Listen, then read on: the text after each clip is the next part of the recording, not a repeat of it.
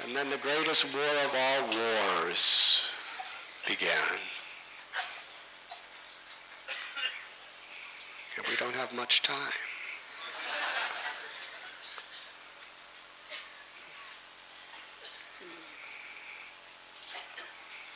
Vibhishan was at Ram's side constantly, giving him the most invaluable advice.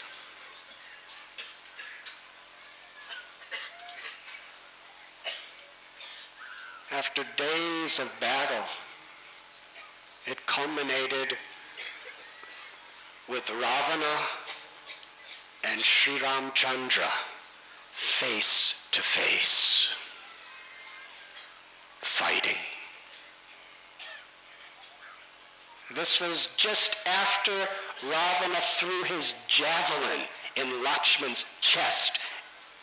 Lakshman was lifeless. When Shushena, the doctor of the monkeys, said there's an herb in the Himalayas and the Gandhamadana mountain that will bring him back to life. Hanuman jumped, uprooted the whole mountain and brought that herb. After seeing what Ravana did to Lakshman, Ram said, now I will destroy him. What a battle that was. Usually Ram was either on the foot or in the back of a monkey, but Indra sent his charioteer Matali with his own chariot. They were fighting and fighting and fighting for days. Practically everyone else in the battlefield was just watching. The devas in the heavens were just watching. This was going to determine the future of the entire universe. Who won this fight? It wasn't just who's going to win the cup, the World Cup. It was about whether Ravana and the Rakshasas would rule over the universe without any hope, or whether Dharma would prevail.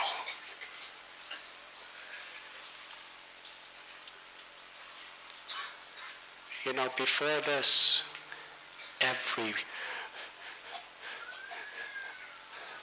Rama told Sita that Ravana's own mother is begging him, pleading with him to return you back to Ram and stop this battle. Ravana's maternal grandfather was pleading with him, but he could not take anyone's advice due to his attachment and his ego.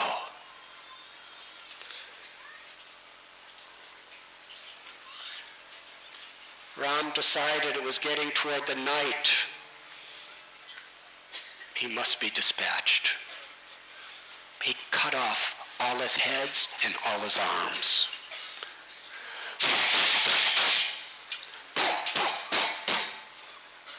10. Because we have to go. I'm editing.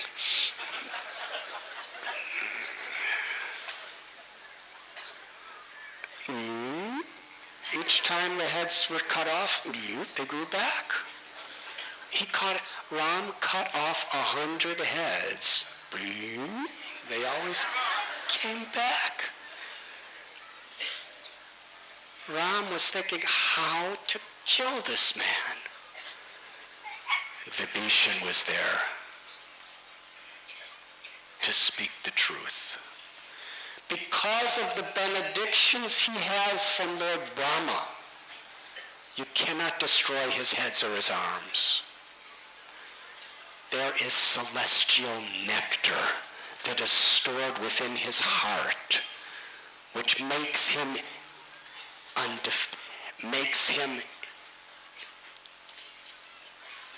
invulnerable to death.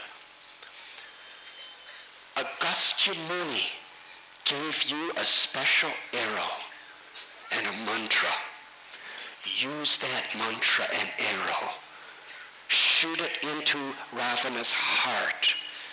Dry up the nectar and he will die. That is the secret spoken by Vibhishan. Ram took the arrow given by Agastya Muni long before in Panchavati, in today's Maharashtra, and he put it on his bow, strung it back. He chanted the mantra that Agastya Muni gave him, the Aditya Varna mantra. That shaft, it was presided over by Agni, by Vayu, and the plumes by Agni, and the tip by Surya, the Lord of the Sun.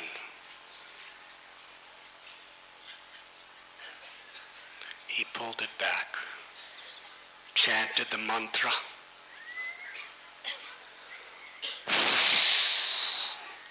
When he released it from his bow, it was deafening thunder, shook the earth.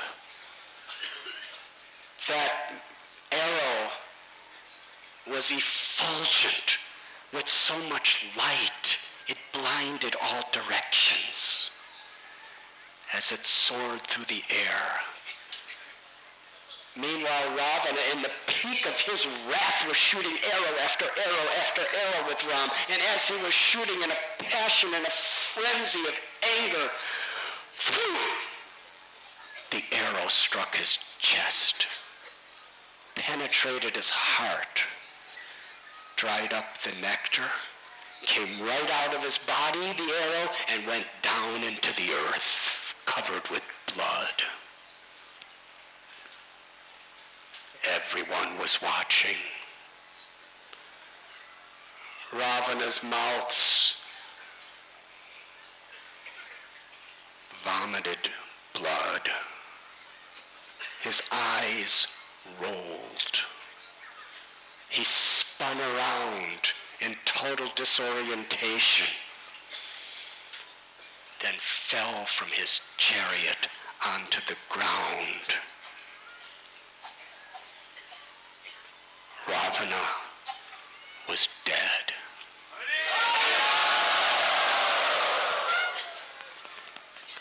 The monkeys, with their tails raised as high as they could be, were leaping in the air, throwing stones, throwing rocks, throwing trees, crying out, "Jairam!"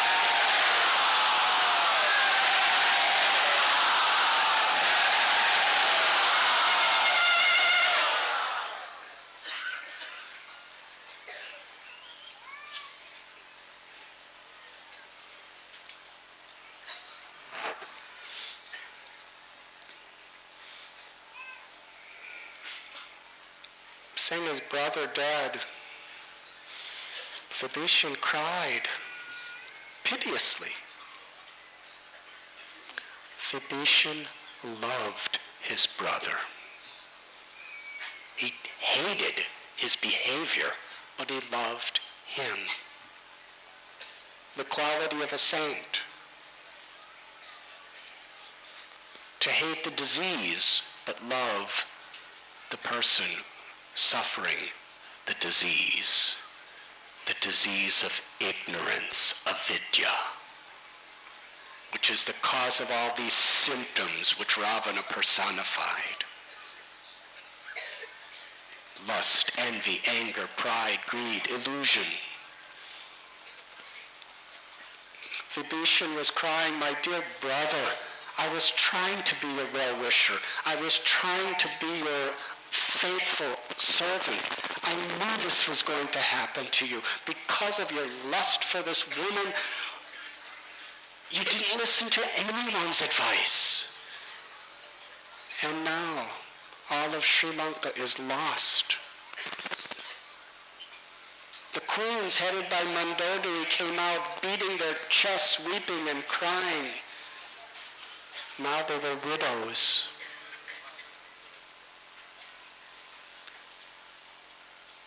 Ram wanted to pacify Vibhishan.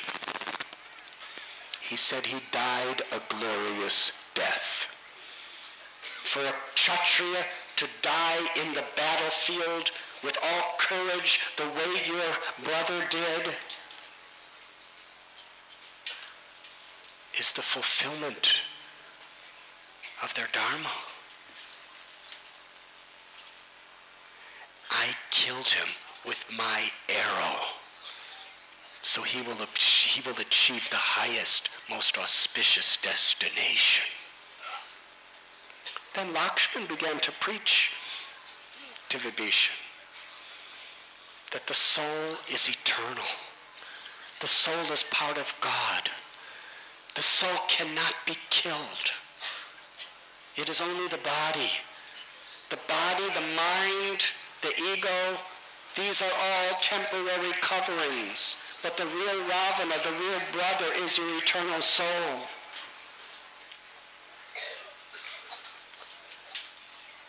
Then Ram told Vibhishan, perform the last rites to give the highest possible spiritual merit to your brother. Vibhishan hung his head down. He said, my Lord, Sri Ram, I cannot do it. Although he's my brother and although I love him, he was so cruel, so hateful. He caused so much pain, bloodshed, and death to so many people. His life was despicable. No, I cannot perform the last rites for him. Ram put his arm around Vibhishan very affectionately. He said, all the cruelty and negativity is gone now. He's dead. His soul is pure. His soul is divine. There's nothing that he can do to cause any harm to anyone anymore. His soul, you must help it become liberated forever. Never hold grudge against anyone. Be the instrument of my compassion and send your brother to the spiritual world. Vibhishan performed the last rites. He performed a yajna, said the mantras. They put Ravana's body on the funeral pyre and Vibhishan lit it.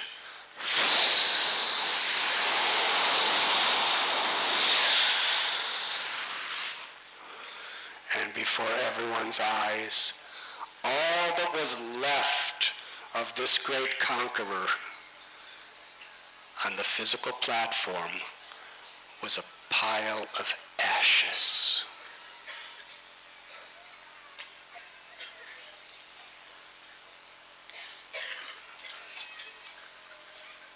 Ram told Lakshman to officially coronate Vibhishan on the throne of Sri Lanka. Then he told Hanuman, go inform Sita that the war is over. Tell her everything.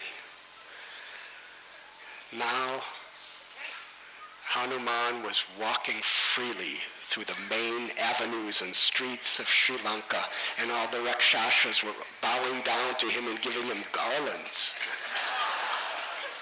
He went right to the Ashok Grove, and Sita didn't know anything that happened. She was just sitting there crying in separation for Ram, not knowing. Hanuman was meant to tell her, Sita, the war is over. Ravana and his brothers, his sons are dead. Your beloved Ram was victorious. He's longing to see you. When Sita heard this, tears of joy sprung from her eyes. She jumped up. It was the first joy she had in 10 months. She said, "Oh, Hanuman, you have brought me this most auspicious news that has conquered my heart. I will give you anything. I want to give you millions of jewels, everything. All I have to give you is my gratitude." Hanuman said, "Seeing your joy is the only thing I want." Then Lord Ram told Vibhishan, "Go and have Sita take her bath, decorate her with fine clothes and jewels, and bring her to me." What a wonderful service. Vibhishan went over to Sita and told her these things. Sita said, "I just want to see Ram immediately. I'm yearning to see him. No need to change my clothes and take baths." Vibhishan said, "This is Ram's desire." She said, "All right, I'll do it. Whatever pleases my beloved." And she took her baths, and her body was perfumed, and she put on beautiful, elegant cloths and jewels. They put her in a palanquin with people singing beautiful songs. Ram heard about it and really confused everyone. He told Vibhishan, "Why is she riding on a palanquin? She should walk by foot."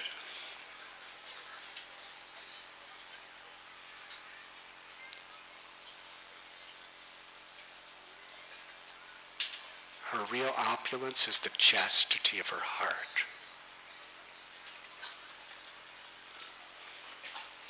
Sita came toward Vibhishan's palace, where for the first time in 10 months she beheld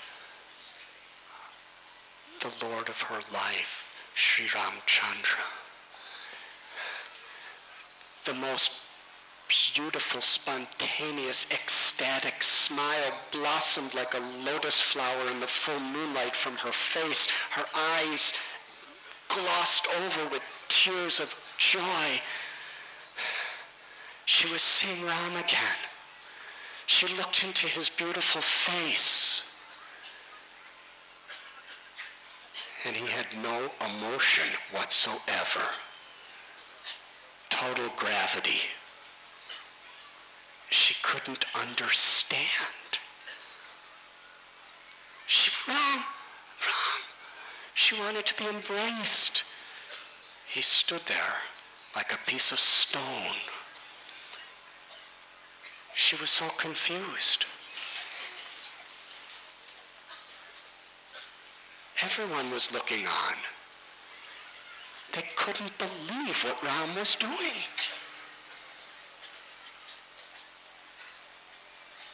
He didn't look the slightest bit happy to see her. Then with a very grave, emotionless voice, he said, "For the sake of Dharma, I have conquered Ravana. That's what the demigods wanted. For the sake of Dharma, I have saved you, my wife. I have done my work. I have no attachments to anything but Dharma. Now, Sita, I am going to become the king of Ayodhya. A king must be beyond suspicion. You have spent 10 months in the house of another man.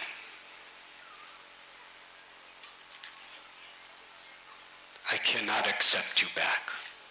You are free. You can go anywhere you want. You can go to the house of Bharat. You can go to the house of Satrugna. You could stay with Angada or Sugriva. Go wherever you like.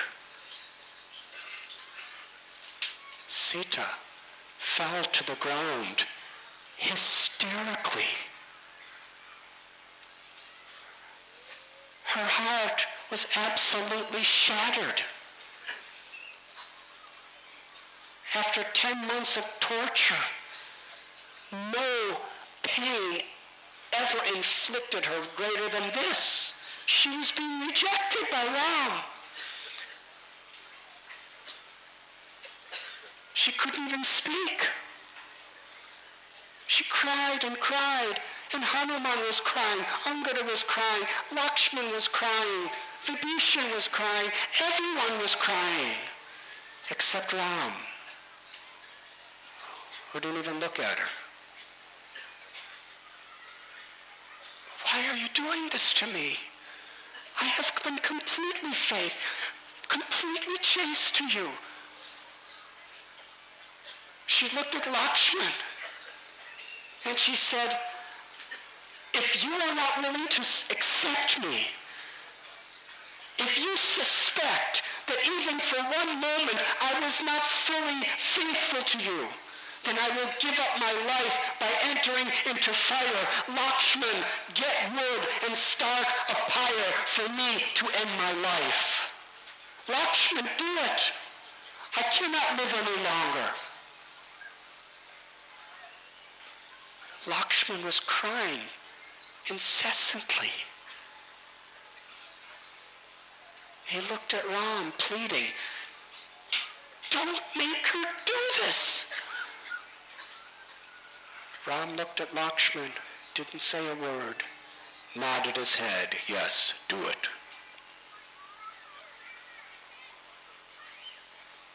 Lakshman's hands were shaking, trembling. Everyone in the assembly was weeping as Lakshman created a pyre and set it on fire.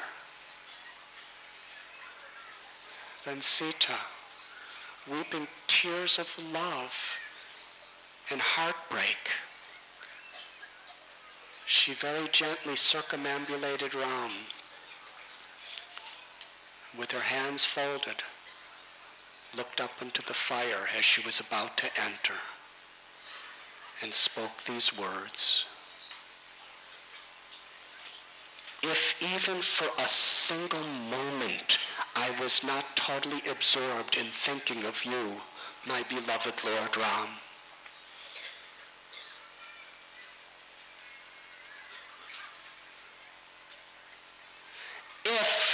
then let this fire burn me. If I had even a moment of inclination toward attraction to anyone else but you, let this fire consume me. But if I was perfectly chaste as your loving servant, without cessation, that this fire cannot burn me. She walked right into the fire. It was a massive fire. She went deeper and deeper and deeper until she was totally surrounded by flames and no one could see her anymore. The demigods were weeping and crying. Everyone there among the Vanaras, the Rakshasas, were weeping and crying. At that point, even Lord Ramchandra could not contain his emotions. His heart broke and he wept. Sita was gone in the fire. Suddenly, the Deva Agni emerged from the fire with Sita in his arm. Sita was wearing a beautiful dress coming out of that fire with fragrant, fully blossomed flower garlands around her. Agni said, I have tested her. She has been perfectly chaste and faithful in pure devotion to you and only you, my Lord.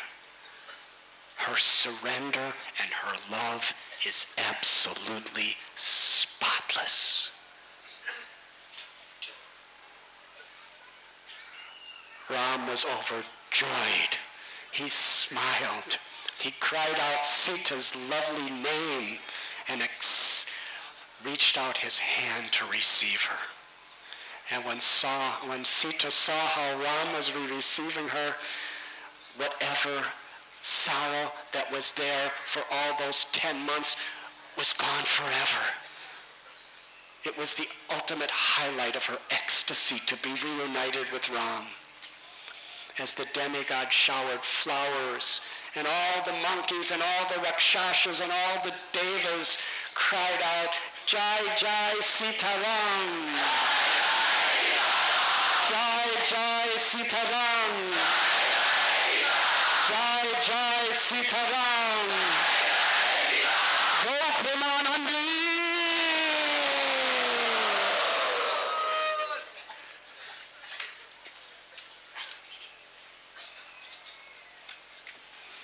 They returned to Rameshwaram, where we are, Setubandha. At that time, Vibhishan told Lord Ram that this bridge is so good.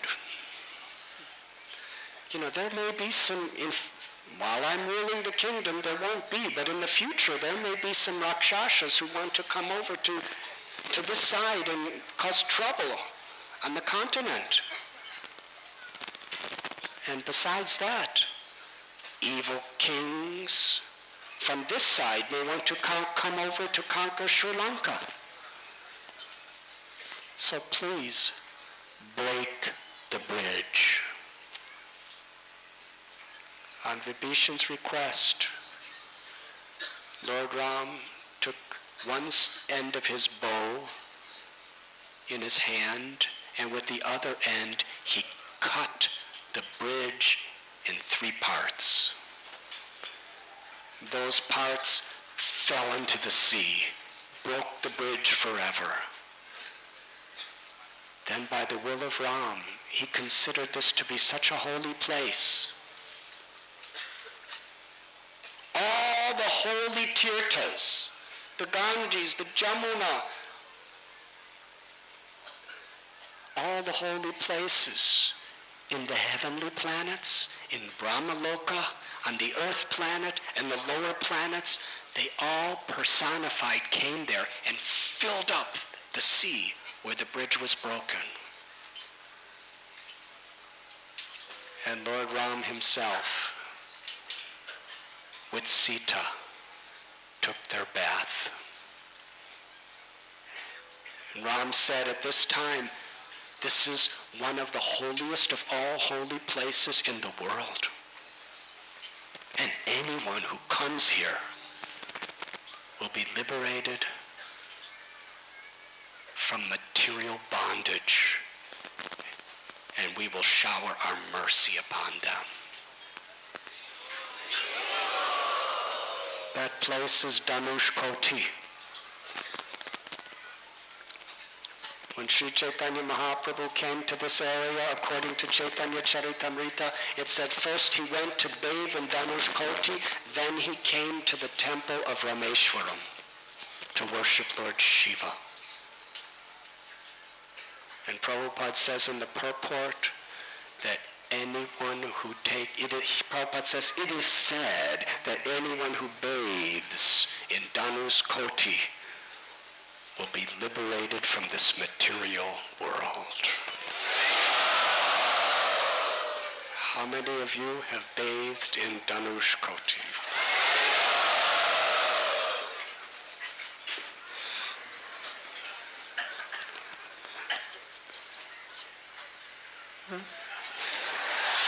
Just be patient. It works. Just be patient.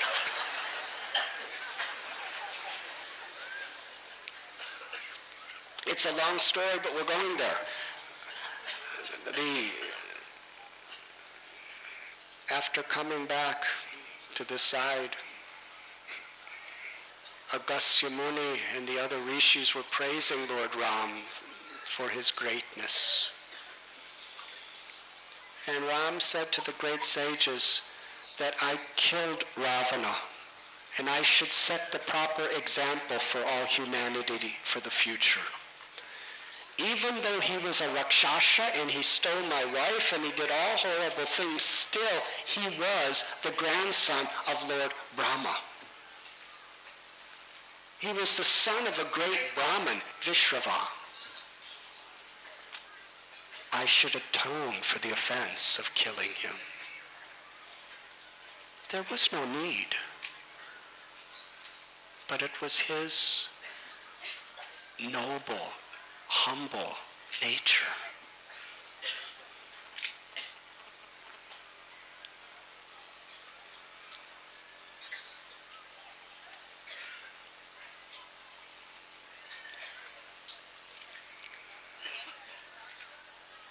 They told him that Ravana was a great devotee of Shiva, who gave him great benedictions, performed puja to Lord Shiva. How to do so? Agastya Muni and the others said, you should get a Shiva lingam from Kailash to do so. Hanuman was dispatched by Lord Ram, who jumped to Mount Kailash, and he started offering prayers to Lord Shiva to get a lingam. But it was taking time. Meanwhile, Agastya Muni and the other Brahmins said, the auspicious time for the worship is now. We can't wait any longer. Sita Devi, with her own loving, soft, gentle hands, made a Shiva lingam out of sand. And by her devotion, it solidified. So Ram immediately, with the blessings of the Brahmins, performed the puja to the Shiva linga made by the hands of Sita Devi. Just when the puja was concluding, Hanumanji came back with 2 Shiva lingas from Mount Kailash. And when he saw the puja was over, he felt very, very sad that I have let my Lord down. And Ram doesn't like to see his devotee sad. So he said, Hanuman, it's all right. You could move Sita's Shila, and you could put yours there. So Hanuman went to pick it up. Didn't move. He tried again, didn't move. When all else failed, he wrapped his tail around the Shiva linga and started jumping. It's just this big. Hanumanji lifted mountains, but he couldn't move this little Shiva linga made out of sand. And then he realized that all devotion is ultimately coming from Sita, the goddess of devotion. And all the strength of all devotees is coming from the love of Radha or the love of Sita. Hanuman was humbled. And Ram said, that's all right. Install your Shiva lingam next to Sita's. And I command all my devotees that first they should worship your lingam and then they should come and worship mine. And it is said that on that lingam, Sita Devi's Shiva lingam, the tail prints of Hanuman are still wrapped around 3 times. When the pujas were complete, Lord Shiva and Parvati appeared, and they gave the blessing. Anyone who first goes and bathes in Danush Koti and then comes and worships me here, I will liberate them from birth and death.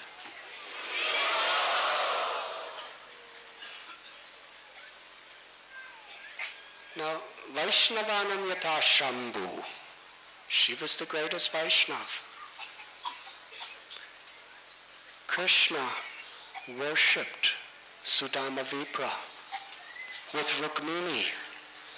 Rukmini was fanning him with chamara. Krishna was washing his feet. We shouldn't be confused.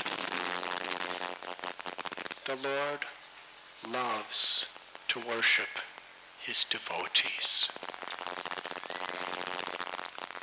In Chaitanya Bhagavata talks about how Lord Chaitanya was dancing in ecstasy before Lord Shiva. Usually Lord Shiva dances in ecstasy before Lord Krishna. So from the Vaishnava perspective, we understand this sacred truth that when Ram did this puja, it's his expression of his love for his devotee. Mad-bhakta puja-pyadika.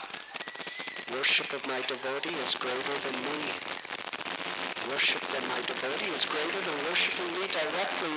And Ram, in the mood of setting the example of human being, taught us how even he is eager to be the servant of his own servants. So at this time, everything's spontaneous. Whether we're allowed in this late, I don't know, but we're going to try. And if we don't get in, we come back and enjoy nice prasad.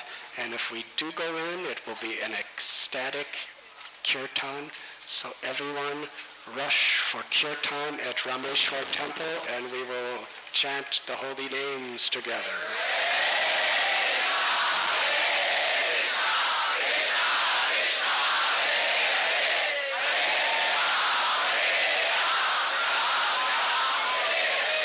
Jai Jai Sri Radhe